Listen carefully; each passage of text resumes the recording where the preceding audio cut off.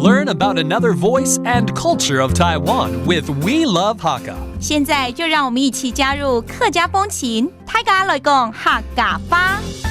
Yo, it's time for Practical Hakka right here on ICRT FM 100. Hello， 你好，大家好，我係 Alice 彭。Hello, 你好，大家好，我係 Joseph Ling, and I'm sure a lot of people who listen to ICRT are office workers. 应该很多人听我们电台都是上班族。对，上班族，我们跟上班有关的一些词，顺便就交给我们所有在听这个 ICRT 的上班族好了。那就来上班族好。对 ，The office employees. How do you say that in Hakka? 上班族。上班族。Okay, so 上班 means going to work, right? 族就是那个族嘛，对不对？ So the group of people who goes to work are office employees. 上班族。So 很多人都会说我是个上班族。我係一個上班族。我係一個上班族。Okay, that means I'm an office worker. 其實我們不算是上班族了，對不對？雖然還是有辦公室要來的，但是對不太一樣。All right? 自由業。对，比较自由业一点。那上班族的人呢，最期待的一件事情是什么？下班了。对，大家都是一样，对不对？要下班了哈，要赶快下班。So how about getting off of work? How do you say that in Hakka? 下班。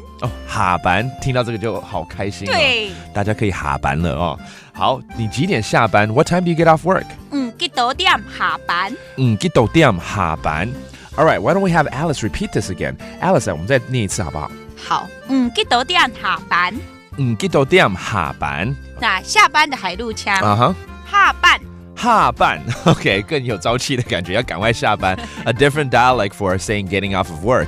And here in Taiwan, really, people put a lot of overtime into work. 其實在台灣很多人都是加班到很晚了，那個答案可能都是9點10點，對不對？不能下班就是因為要加班，對，很可憐。所以加班 overtime 怎麼說？加班。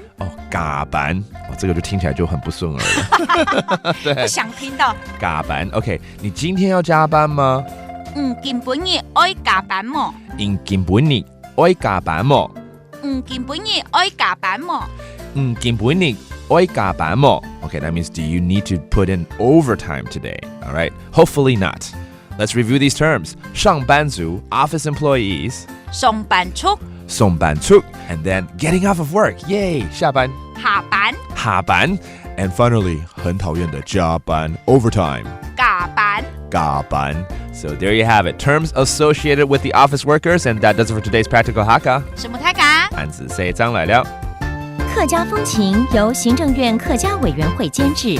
We Love Hakka has been brought to you by the Executive Yuan's Council for Hakka Affairs.